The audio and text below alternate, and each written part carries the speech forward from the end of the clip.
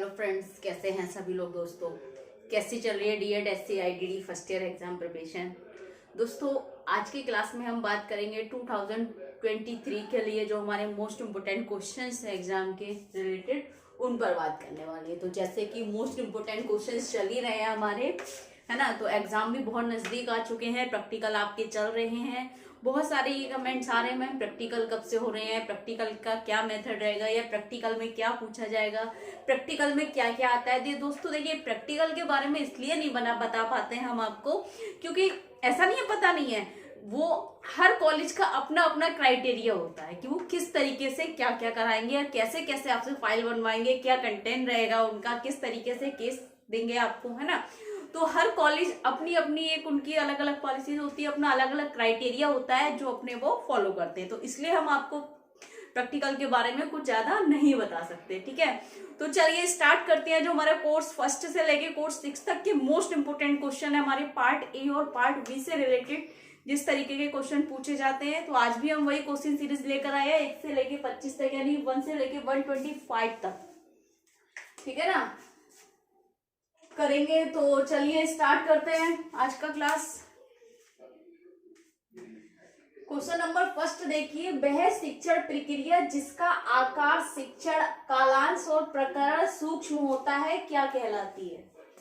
यानी कि प्रश्न आपसे पूछेगा, ऐसी प्रक्रिया या वह शिक्षण प्रक्रिया, ऐसी शिक्षण प्रक्रिया किसी भी तरीके से आ सकता है, ऐसी शिक्षण प्रक्रिया या वह शिक्षण प्रक्रिया जिसका आकार, शिक्षण और कालांश, आकार का मतलब आप समझ रहे हैं, मतलब शेप का आकार, ये नहीं है कि जगह छोटी होगी। शिक्षण का आकार, इसका मतलब है कि एक शिक्षक होगा और जो बच्चों की दर होगी, छात्रों की दर होगी, वो कम होगी। यानी कि एक शिक्षक 2 छात्र या 3 छात्र, इससे ज्यादा नहीं, ठीक है ना। 1.3 इस तरीके से, ठीक है। तो वह शिक्षण प्रक्रिया जिसका आकार छोटा होगा, जिसमें एक शिक्षक के साथ 2 या 3 छात्र होंगे, ठीक है। शिक्षण यानी कि टीचिंग जो एक्टिविटी रहेगी उसकी, जो उसका एक एक्टिविटी सिलेक्ट की होगी, उसमें वो एक्टिविटी छोटी रहेगी, टीचिंग कॉन्सेप्ट जो होगा वो छोटा होगा। कालांश का मतलब हो गया समय, ठीक है। और प्रकरण यानी कि जो प्रक्रिया है वो सूक्ष्म होती है, वह प्रक्रिया क्या कहलाती है।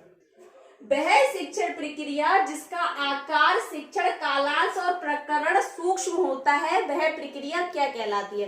तो दोस्तों, वह प्रक्रिया माइक्रो टीचिंग यानी कि सूक्ष्म शिक्षण कहलाती है। क्या कहलाती है? सूक्ष्म शिक्षण, ठीक है, माइक्रो टीचिंग, ठीक है। अगर आपको 2 नंबर में पूछ लिया जाए, सूक्ष्म शिक्षण को परिभाषित कीजिए, यानी कि माइक्रो टीचिंग को डिफाइन कीजिए, कैसे डिफाइन करेंगे आपको पता होना चाहिए। वह शिक्षण प्रक्रिया जिसका आकार, शिक्षण कालांश और प्रकरण सूक्ष्म होता है, सूक्ष्म शिक्षण कहलाती है, ठीक है। तो इस तरीके से बहुत इजी हो जाएगा आपको सूक्ष्म शिक्षण की परिभाषा को याद करना, ठीक है। क्वेश्चन नंबर 2 देखिए, सूक्ष्म शिक्षण की 3 महत्वपूर्ण अवस्थाएं कौन कौन सी हैं। यानी कि माइक्रो टीचिंग की 3 मेन इंपोर्टेंस स्टेज कौन कौन सी हैं। तो 3 स्टेजेस इसकी कौन कौन सी है। सबसे पहले आपकी ज्ञान प्राप्ति अवस्था, ज्ञान प्राप्ति अवस्था, ठीक है। यानी कि सूक्ष्म शिक्षण की पहली अवस्था जो है ज्ञान प्राप्ति अवस्था, दूसरी है कौशल प्राप्ति अवस्था, कौशल प्राप्ति, ठीक है। उसके बाद आ जाती है आपकी स्थानांतरण अवस्था। कौन सी आ जाती है? तीसरी, स्थानांतरण अवस्था, स्थानांतरण अवस्था, ठीक है। ये 3 अवस्थाएं सूक्ष्म शिक्षण की महत्वपूर्ण 3 अवस्थाएं, ज्ञान प्राप्ति अवस्था, कौशल प्राप्ति अवस्था और स्थानांतरण अवस्था, ठीक। नेक्स्ट देखिए क्वेश्चन नंबर 3, बुद्धि परीक्षणों को कितने भागों में बांटा गया है। तो दोस्तों, कितने भागों में बांटा गया है?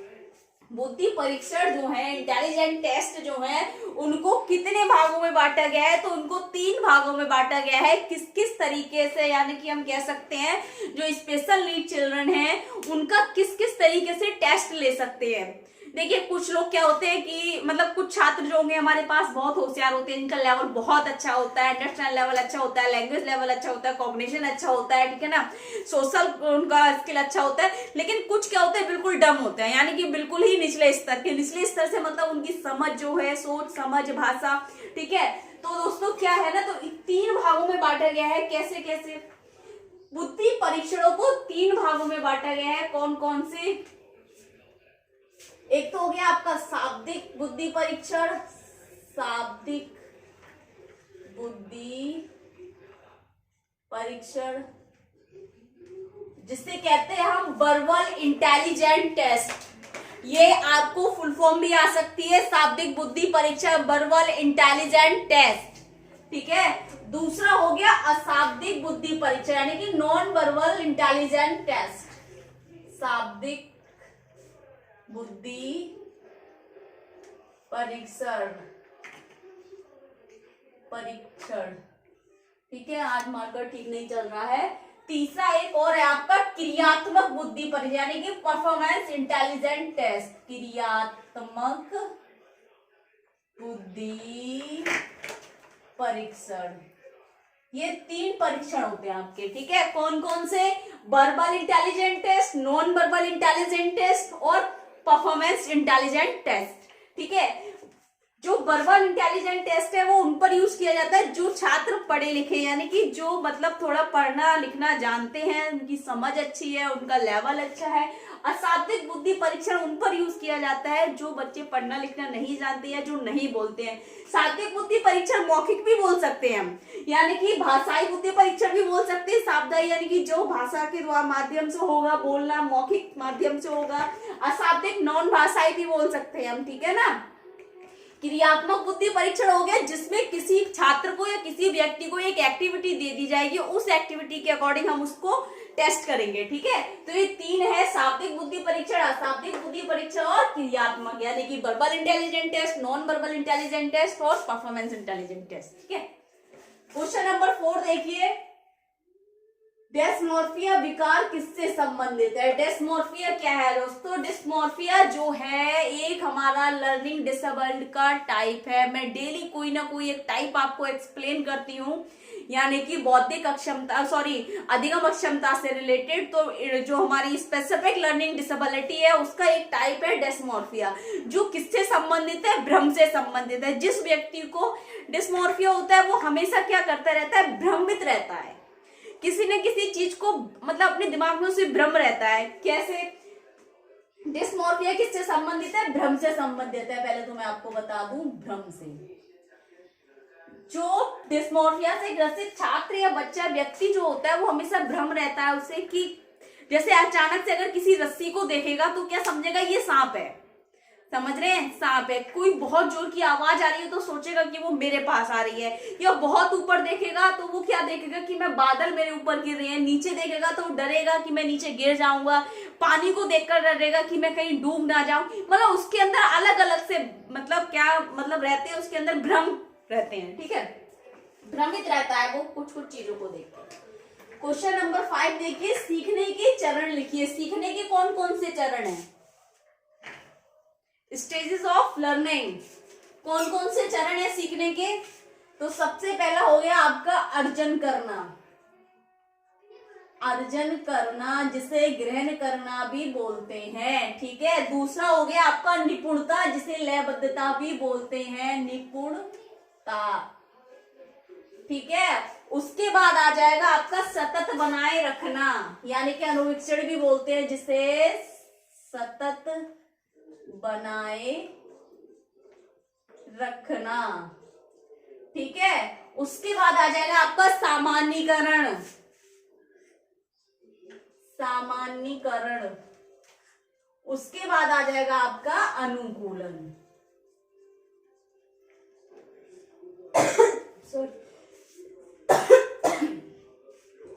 देखिए दोस्तों, स्टेजेस ऑफ लर्निंग कौन कौन से हैं?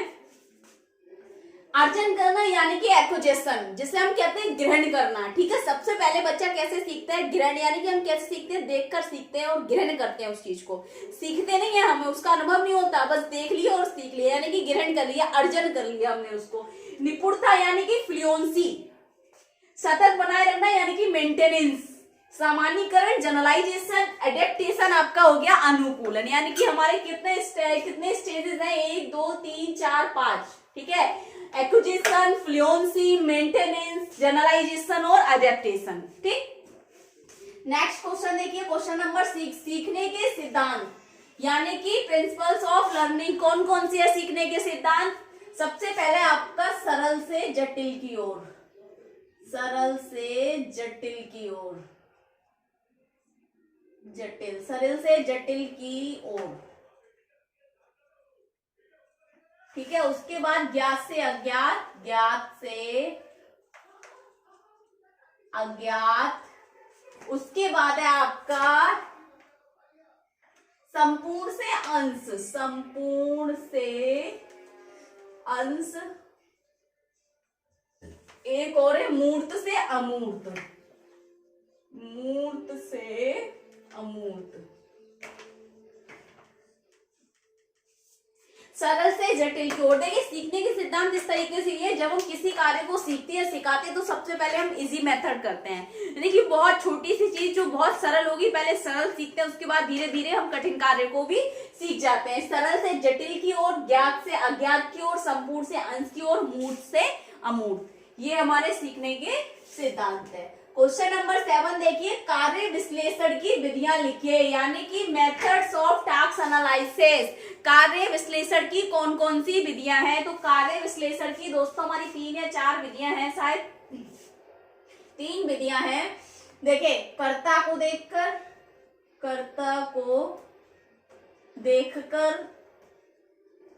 ठीक है, दूसरा है हमारा स्वयं अवलोकन।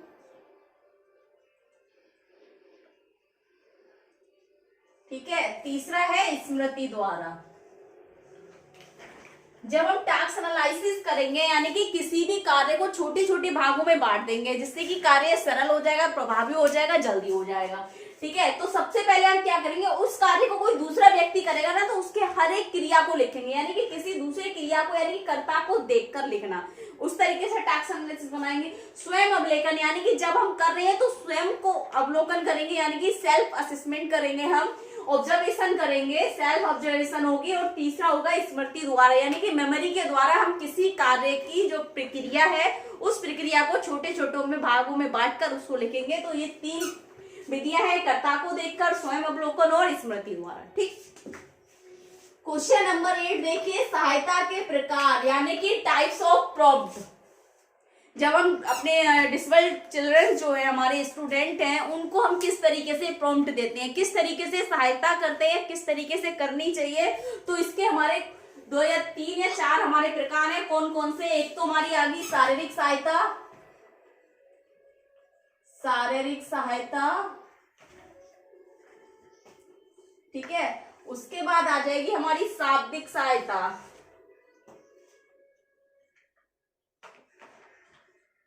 शाब्दिक सहायता। उसके बाद आ जाएगी सांकेतिक, उसके बाद आ जाएगी हमारी सांकेतिक सहायता के बाद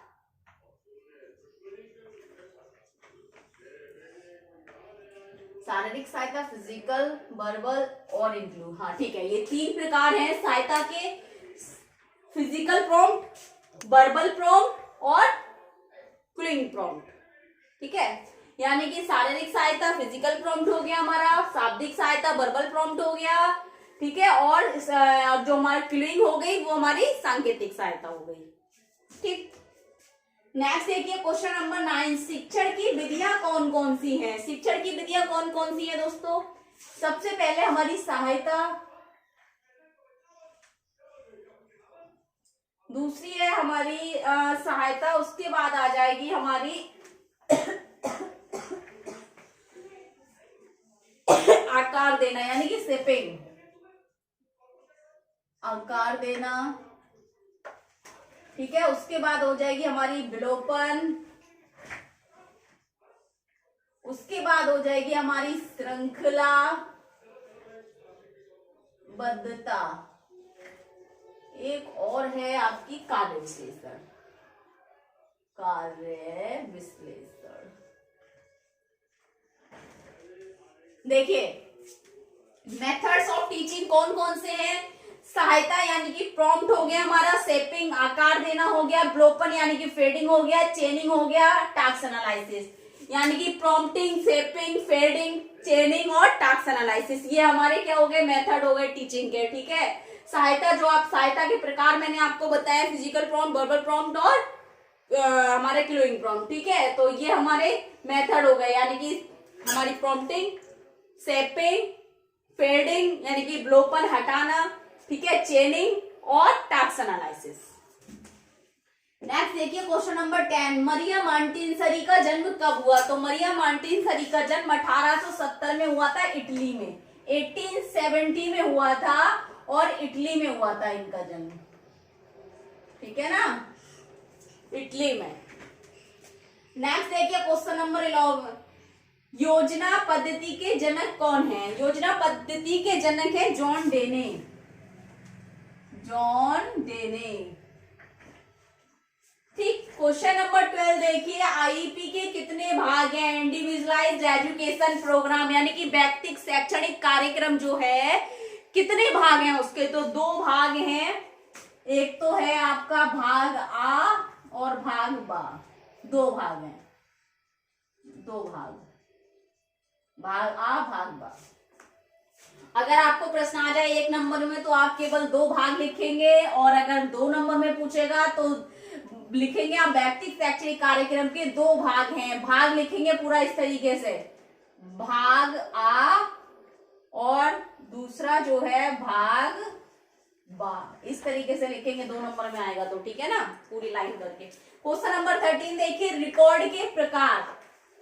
रिकॉर्ड के दोस्तों रिकॉर्ड 2 प्रकार के होते हैं हमारे छात्र से संबंधित। एक होता है हमारा एडमिनिस्ट्रेशन रिकॉर्ड, दूसरा होता है एजुकेशनल रिकॉर्ड। यानी कि एक हो गया शैक्षणिक रिकॉर्ड, शैक्षणिक रिकॉर्ड, दूसरा हो गया प्रशासनिक, एडमिनिस्ट्रेशन, प्रशासनिक रिकॉर्ड। ठीक, क्वेश्चन नंबर 14 देखिए, भाषा से संबंधित विकार कौन सा है। अफेजिया।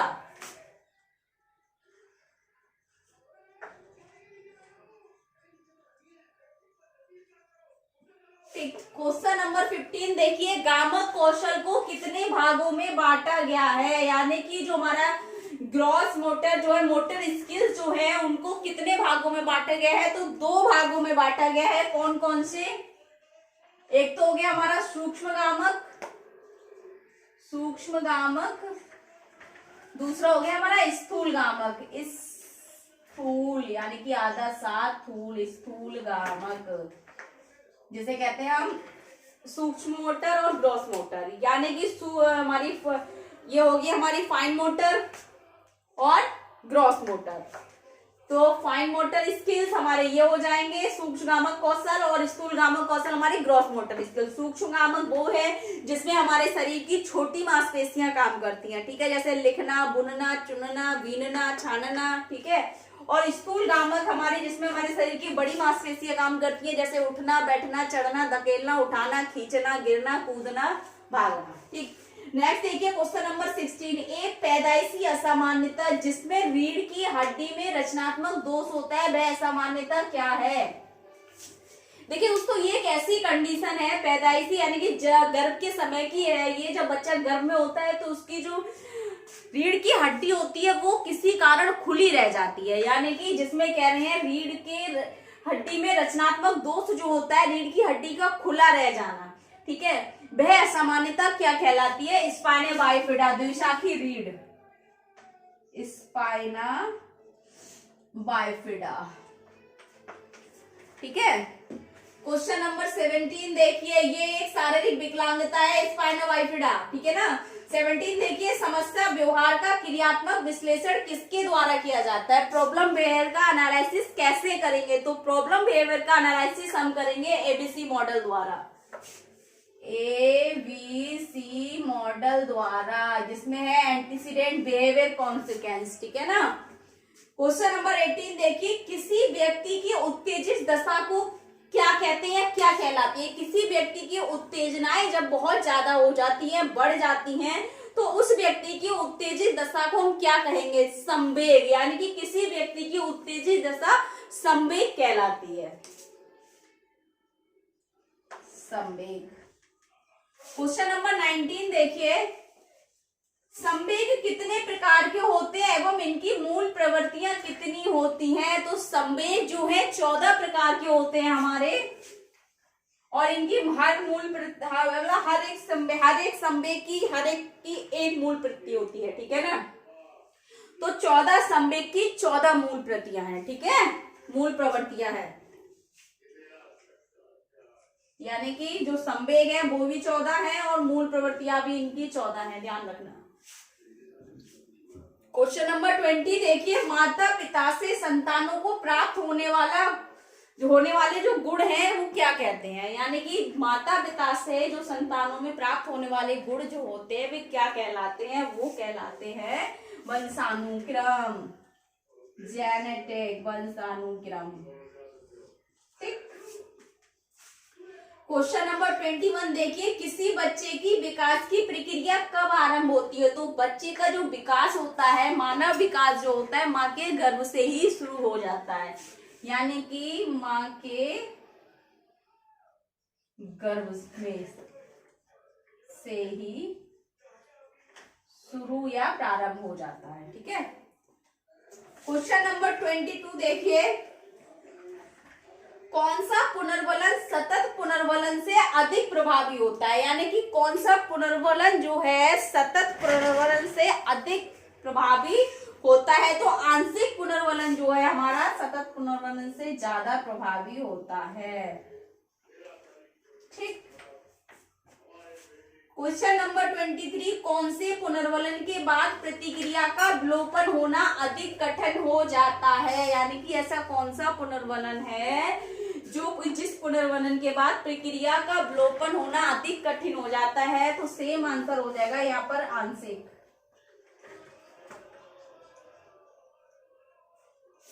क्वेश्चन नंबर 24 देखिए, थॉर्नडाइक ने कौन से 3 सीखने के नियमों को प्राथमिकता दी थी? यानी कि थॉर्नडाइक ने कौन कौन से 3 नियमों को बताया है? जो सीखने के नियम बताए हैं थॉर्नडाइक के अनुसार, कौन से सीखने के 3 नियम हैं? तो कौन कौन से हैं? एक तो है हमारा तत्परता के साथ सीखना, तत्परता, दूसरा है अभ्यास के साथ, तीसरा है प्रभाव के साथ। देखिए, जब हम किसी चीज को सीखते हैं दोस्तों, तत्परता, यानी कि किसी चीज को सीखने के लिए हम तत्पर रहते हैं, तैयार रहते हैं। एक हमारे अंदर से क्यूरियोसिटी होती है किसी चीज को जानने के लिए, तो हम क्या है, तत्परता के साथ सीखते हैं। ठीक है ना। सीखना ही सीखना, रेडी है, इच्छुक है, जिज्ञासु है। ठीक है, इसलिए हम सीख रहे हैं क्योंकि वो हमें अच्छा लग रहा है, बहुत जिज्ञासा के साथ, तो तत्परता के साथ सीख रहे हैं। अभ्यास के साथ हम जो किसी कार्य को सीख रहे हैं वो नहीं हो पा रहा है, बार बार कर रहे हैं, बार बार हम एक्सरसाइज कर रहे हैं उसकी, बार बार प्रैक्टिस कर रहे हैं उसकी, तो कहीं ना कहीं अभ्यास के साथ हम उसको धीरे धीरे सीख लेते हैं। तीसरा कह रहे हैं प्रभाव के साथ, यानी कि हमारे पास कोई प्रेशर होता है, किसी चीज का प्रभाव है जिसकी वजह से हम, जैसे कि आज हम क्लास कर रहे हैं ताकि आप लोग पास हो जाएं, आपके अच्छे नंबर आ जाएं, आप एग्जाम में अच्छे अच्छे मार्क्स लेके आ सके। आप क्यों पढ़ रहे हैं? ताकि आप भी पास हो जाएं, परसेंटेज अच्छी लेकर आ सकें, एक अच्छे स्पेशल एजुकेटर बने। तो आपके पास एक प्रभाव पड़ रहा है। ठीक है ना। एग्जाम बहुत नजदीक है, इसके लिए हम पढ़ रहे हैं। ठीक है। तो तत्परता के साथ, अभ्यास के साथ, प्रभाव के साथ। क्वेश्चन नंबर 25 देखिए, बच्चों में बौद्धिक विकास की 4 विशिष्ट अवस्थाओं की पहचान किसने की थी? तो बौद्धिक विकास की 4 विशिष्ट अवस्थाओं की पहचान हमारे जीन पियाजे ने की थी। किसने की थी? जीन पियाजे, बहुत ही फेमस है ये। जीन पियाजे ने की थी। कौन कौन सी थी? एक तो संवेदी प्रेरक अवस्था थी इनकी, संवेदी प्रेरक अवस्था, प्रेरक। दूसरी थी मूर्त संक्रियात्मक, पूर्व संक्रियात्मक थी, संक्रियात्मक थी, और मूर्त संक्रियात्मक थी, औपचारिक अवस्था थी। ठीक है। तो ये 4 अवस्थाएं थी हमारे जीन पियाजे के द्वारा, ठीक है। तो आज भी हमारे सारे 25 प्रश्न पूरे हो चुके हैं। अब तक देख लीजिए, शायद ये चौथी क्लास है आपकी, यानी कि 100 क्वेश्चन कंप्लीट होते हैं आपके मोस्ट इंपोर्टेंट क्वेश्चन, यानी कि आपके जो पार्ट ए और बी से रिलेटेड जो क्वेश्चन थे, जो आपके 2 नंबर में और 1 नंबर में पूछे जाने वाले थे, वो मैं आपको करा चुकी हूँ। यानी कि 100 क्वेश्चन आज कंप्लीट हो गए 4 क्लासेस के अकॉर्डिंग देखा जाए तो, ठीक है। अब हम बात करेंगे इसके बाद मोस्ट इंपोर्टेंट फुल फॉर्म्स आपकी हो सकती है 5 नंबर में पूछ ली जाए, यानी कि एक एक नंबर की फुल फॉर्म आएंगी, 5 फुल फॉर्म, वो किस तरीके से पूछे जाएंगी, कैसे करनी है, वो मैं आपको बताऊंगी। बहुत जल्द आपको ये क्लास अपलोड करने वाली हूँ मोस्ट इंपोर्टेंट फुल फॉर्म्स की, तो जल्दी ही कोशिश करिए क्लास 1-2 दिन में आपको अपलोड कर दी जाए। बाकी ये 100 क्वेश्चन आप अपने प्रिपेयर कीजिए। इसके अलावा भी अगर कुछ समझ नहीं आ रहा है, कुछ डाउट लग रहा है, कुछ पूछना है, तो कमेंट बॉक्स में कमेंट करें, ज्यादा से ज्यादा वीडियो लाइक करें, चैनल को सब्सक्राइब करें, बेल आइकन को प्रेस करें। नेक्स्ट आने वाली क्लास आप तक पहुंचती रहे दोस्तों। Thank you so much, all the best.